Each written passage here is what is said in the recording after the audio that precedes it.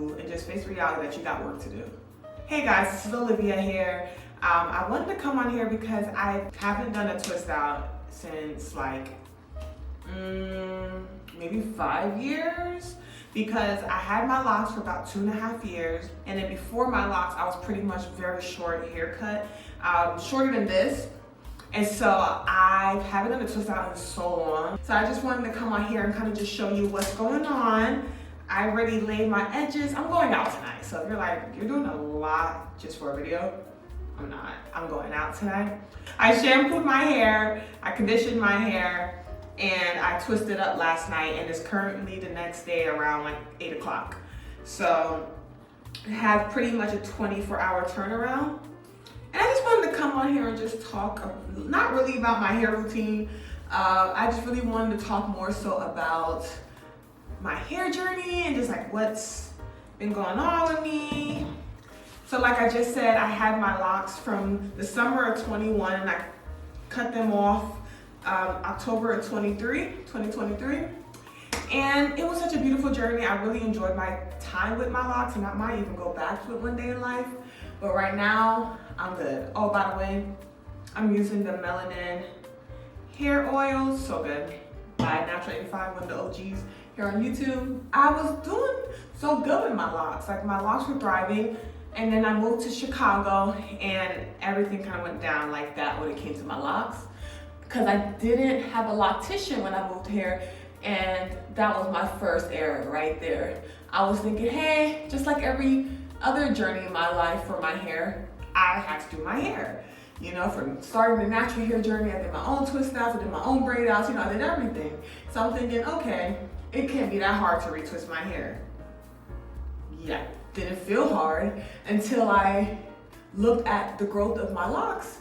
And there were so many thin sections that were more in the new growth area, which clearly shows that trauma to my hair, or the thinness to my hair, was coming from me and not before when I had a loctician in Atlanta. Shout out to Jelena. She's the best, nevertheless. I really wanted to make sure that I try to do the same thing she was doing, but I clearly wasn't doing it right. And also, I was also kind of going through my own journey of navigating how I want to present myself in the world. I was in a new city, and I really just wanted to kind of change up my look just a little bit. And I just felt like the locks were just kind of killing my vibe in a way.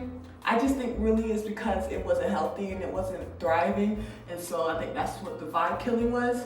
So I used to throw a lot of wigs over it and just kind of let that be what it is. Basically wore wigs most of my year in 2023.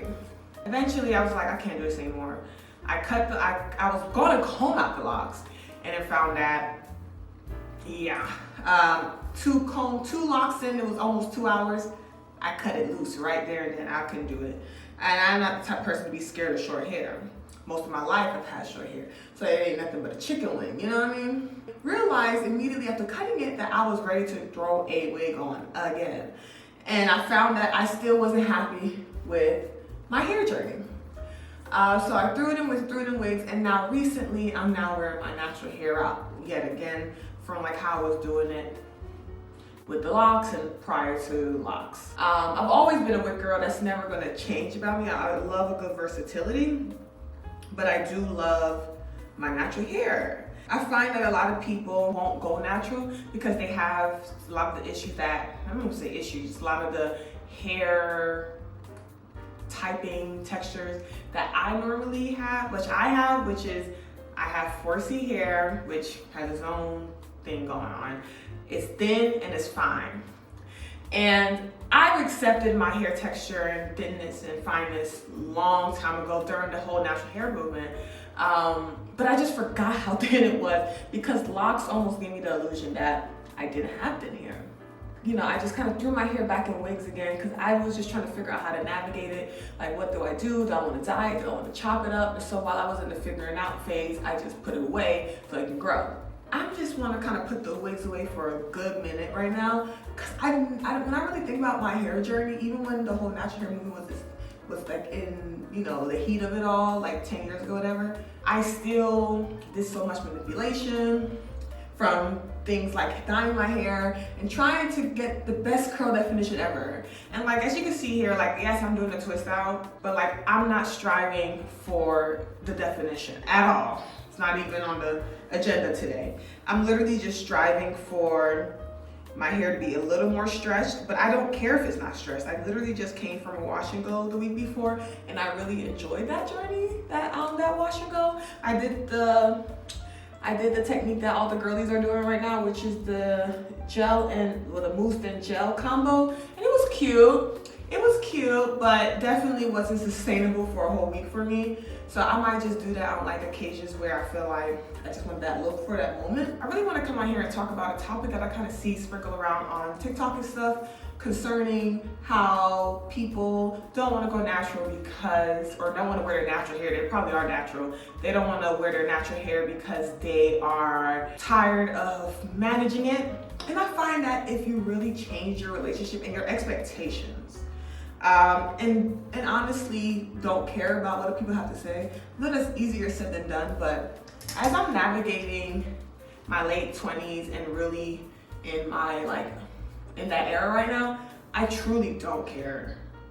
Like, I find that I want to be around the people that truly like everything that I bring forth, whether it's my personality, how I look, the things I eat, my culture. Like, I want to find people who down for it all. From my friendships to my dating life to my friends, my family, shoot, you know what I mean? Just, I don't got time for people who don't got time for all of me. And when it comes to like people looking at me, especially being in Chicago, I'm not in a place where it's almost like Atlanta, where I moved from, where it's a lot of black people and it's like, it's easy just kind of just blend in because people look like you. I'm sticking out a little bit more here in the North Chicago area is where I live, not really the South Side or the West Side, where most of African American population is in Chicago.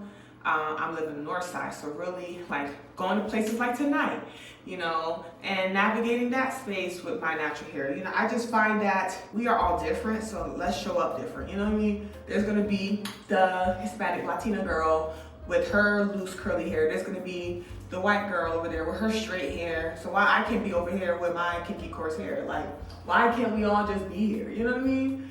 And like, I think we more so put that pressure on ourselves than more than anybody else. I don't think they give a freak. If anything, they wanna touch it. If anything, they wanna touch it. Which they not, but you know what I'm saying? So once I kinda got over that hump, I was like, okay, what am I doing? Now I just need to get on a healthy hair journey, do my own thing, and just figure out how to style my hair. On TikTok, like people are saying like, oh, you know, don't be mad at the black girls who don't want to, you know, deal with their hair. And you know, yeah, if you want to wear a wig, like I said, I'm team wig. You know what I'm saying? I like a good little switch up. I like looking like different types of people, different types of day, but they're all gonna be versions of me, you know what I mean? But at the end of the day, I'm not gonna sit and say that my hair is unmanageable. Do you know how fast it was to wash my hair yesterday? You know, I literally spent like 15 minutes washing my hair, used the unbrush brush, shout out to the unbrush, get them through them curls real fast, got out, no breakage, just shed hair, and I'm thriving, you know? And that's also the beauty of thin and fine hair, you know? So that's the thing. Like, really don't look at your cons as cons because people say they're cons.